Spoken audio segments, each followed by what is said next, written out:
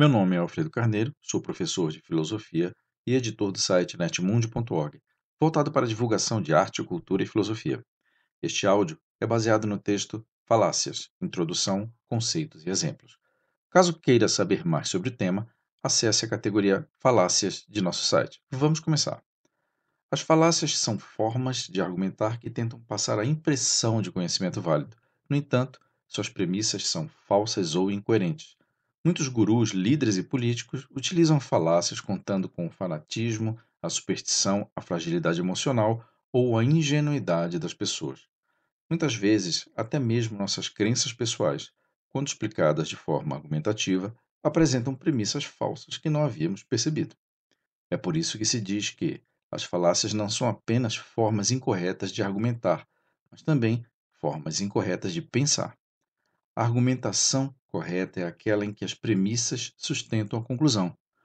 Um exemplo clássico muito utilizado para explicar a coerência lógica que todo argumento deve ter é o seguinte: todo homem é mortal. Essa é a premissa 1. Sócrates é homem. Essa é a premissa 2. Logo, Sócrates é mortal. Essa é a conclusão. Esse tipo de estrutura dedutiva formada por duas premissas e uma conclusão é chamada de silogismo. Por maior que seja a quantidade de premissas, elas devem ser válidas e possuir coerência lógica para que sua conclusão seja considerada conhecimento válido. No exemplo citado, todas as premissas são válidas, afinal, todos os homens são mortais e Sócrates é homem.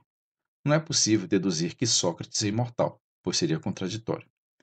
Esse pequeno argumento criado por Aristóteles consegue demonstrar de forma intuitiva os conceitos principais que qualquer argumentação deve possuir, como premissa, conclusão, coerência, contradição e dedução. O silogismo faz parte da lógica aristotélica, um complexo estudo do raciocínio humano. Por outro lado, um argumento falacioso não apresenta essa coerência lógica, pois suas premissas não sustentam sua conclusão. Afinal, são justamente um tipo de argumento que busca confundir e enganar as pessoas, tentando passar a ideia de coerência e conhecimento válido. Para isso, vários subterfúgios são utilizados, tal como ocorre em um truque de mágica que tenta iludir os espectadores. Um exemplo de falácia são as antigas propagandas de cigarro, em que médicos apareciam fumando, ou seja, se até os médicos fumam, logo, o cigarro não faz mal à saúde.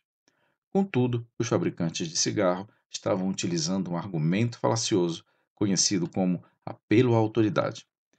Se uma autoridade em um assunto afirma ou faz algo, não quer dizer que esteja correta só porque é autoridade, mas sim porque, além de ser autoridade, demonstra suas afirmações de forma argumentativa com premissas válidas. No caso dessas propagandas, não havia argumentação, apenas a imagem de um médico fumante que tenta transmitir a falsa premissa de que cigarro não prejudica a saúde. Outra falácia muito comum é o ataque ao argumentador, que simplesmente ofende ou ridiculariza o oponente, tentando com isso desqualificar a sua argumentação sem acrescentar nada de relevante ao debate. É uma forma de encerrar o debate transmitindo a falsa premissa de que o indivíduo não tem moral ou qualificação para discordar, mesmo que seu questionamento esteja correto. Algumas falácias, no entanto, são mais sofisticadas, difíceis de identificar e passam a impressão de argumentação válida, apresentando pesquisas falsas, teatralidade e até mesmo apelo aos sentimentos. Apesar das falácias serem consideradas uma forma inválida de argumentar, são muito utilizadas, pois fazem parte de estratégias para enganar o público. Algumas das falácias mais utilizadas você encontra também lá no nosso site.